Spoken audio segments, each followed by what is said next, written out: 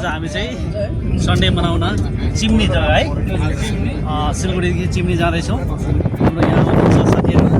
ल त्यो त सर उता हाम्रो मुख्य सर अगाडि हुनुहुन्छ। अब अगाडि म देखाउँदैछु तपाईँहरूलाई है। अब Pasang sir, Sanjita, Om sir, Pasang sir, Kishor sir.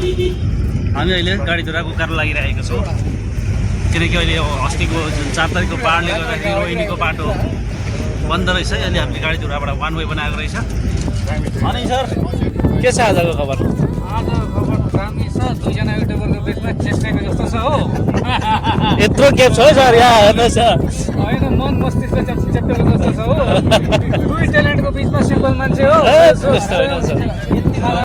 हो सङ्गीता तिमी र म गएको होइन भन्छ तिमी म पुहरू गएको थियौँ होइन त्यहाँनिर प्रशान्त थियो होला।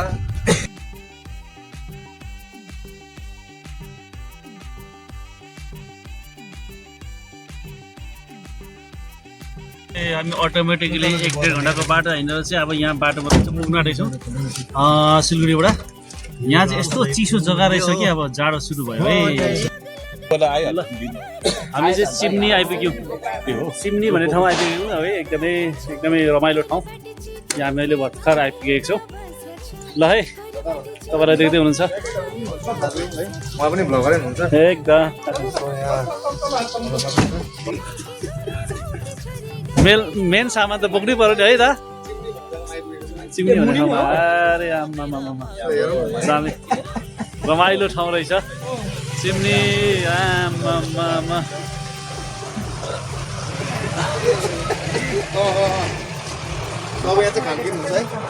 खरसाङदेखि राइट पसेपछि चाहिँ यो चिम्नी भन्ने ठाउँ चाहिँ आइपुगिँदो रहेछ। यस्तो रमाइलो एकदमै टुरिज्म प्लेस रहेछ होइन। एकदमै सुन्दर। यो हामी हाम्रो साथी हुनुहुँदो रहेछ है। नाम सुनिरहेको आज भेट भयो। आउने युट्युबर हुनुहुँदो रहेछ। एकदमै कस्तो लागिरहेछ आजको यात्रा? एकदम दामी लागिरहेछ। हजुरको भ्लगमा आउनु पाउँदा पनि एकदम राम्रो लागिरहेछ कि। धन्यवाद तपाईँलाई पनि। ओके दामी रहेछ एकदमै मजाको जग्गा रहेछ। सुनसान एकदमै शान्त होइन। त्यो बजारको हजार त्यो हर्नहरू त्यो एकदमै पोल्युसन है। त्यतिको दुनियाँभरको गाडीको हल हो हल्ला यस्तो ठाउँलाई चाहिँ छोडेर चाहिँ हामी अब सन्डे यहाँ आएको छौँ। यस्तो मजाको ठाउँ। यता माथि हेर्नुहोस् अब जङ्गलहरू धुपीको बोर्डहरू होइन। माथि बाटो रहेछ। कति मजाको ठाउँ शीतल। तल अहिले गर्मी छ सिलगढीमा। यहाँनिर भने सुनसान लाइफ हो है। यस्तै मुलाहरू रहेछ। सयपत्री फुल फुलेको छ। तिहार आएको जस्तो लाग्यो। एकदमै रमाइलो मजाको जग्गा। यहाँ चिम्नीमा आउँदाखेरि चाहिँ अब हामी चाहिँ हरेक अब तपाईँहरू के थरी हुनुहुन्छ? शेर्पा। अच्छा शेर्पाले चाहिँ मासु आगोमा पोल्दैन?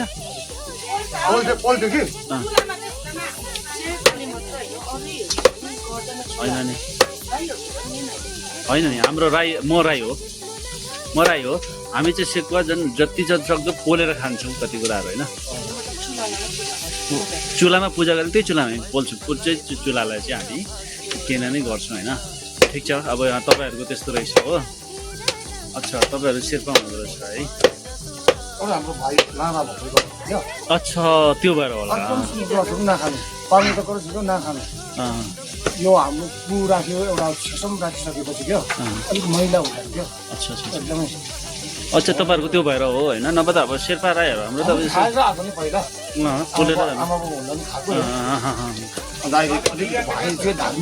अहिले आएर चाहिँ त्यसलाई परिवर्तन गर्नुभयो।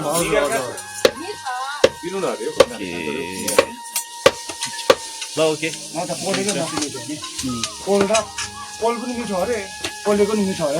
अब यो हामी चाहिँ अब यस्तै यो हाम्रो हामी पनि यो जीवन बिताएर आएको नि त। अहिलेको अब शहरमा बस्यो होइन। यो चुलाहरू हाम्रो थियो होइन। हामीले सबै पोलेरै गर्थ्यौँ। सबै कुराहरू पोलेरै हामीले चढाउँथ्यौँ होइन पूजा गर्दाखेरि होइन। अहिले हुँदैन भन्दा चाहिँ अचम्म लागेको कुरा क्या। अब अहिले पनि मेरो अब सिक्किम दार्जिलिङतिर शेर्पा साथीहरू छ।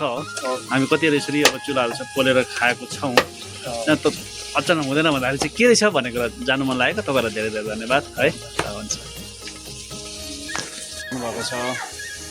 अनि मलाई चाहिँ एउटा पनि पोलेर खानु अब हामी पहिलादेखि बस्तीमा बस्दा अब कति वर्ष अगाडि त्योलाई पोलेर खाएकोहरू पोलेर खान्छु भन्दाखेरि चाहिँ उहाँहरूको चाहिँ एउटा संस्कृति र धर्म उहाँहरूले पहिलादेखि परम्परादेखि मनाएर आएको पोल्नु चाहिँ हुँदैन रहेछ उहाँहरूले यति राम्रो एउटा संस्कार उहाँहरूको क्या त्यसमा मलाई मजा लाग्यो अनि मैले तपाईँहरूसँग भिडियो बनाएँ है उहाँहरूको चाहिँ यस्तो रहेछ कि एउटा संस्कार संस्कृतिलाई अहिलेसम्म भुल्नु भएको रहेन रहेछ उहाँले त्यो चाहिँ उहाँले अहिलेसम्म परम्परागत मनाउनु हुँदो रहेछ है एकदम राम्रो लाग्यो त्यही भएर तपाईँहरूलाई मैले भिडियो देखाइरहेको छु यस्तो राम्रो चुल्हा हेर्नुहोस् हामीले अब होइन अब हामीले पनि अब केही समयमा यो प्रकारको चुल्हामा हामी गरेर खान्छौँ अब अहिले पो हामी सहरमा बस्यौँ के गर्नु त्यो अर्को बाटो तर यो जिन्दगी चाहिँ हाम्रो लागि एकदमै अर्ग्यानिक हो ल कस्तो खुसी लाग्यो बहिनीले चाहिँ यति मजाले काटिराख्नु भएको छ हुन्छ दाजुले यति मजाले काटिसक्नु भयो है यो हजुर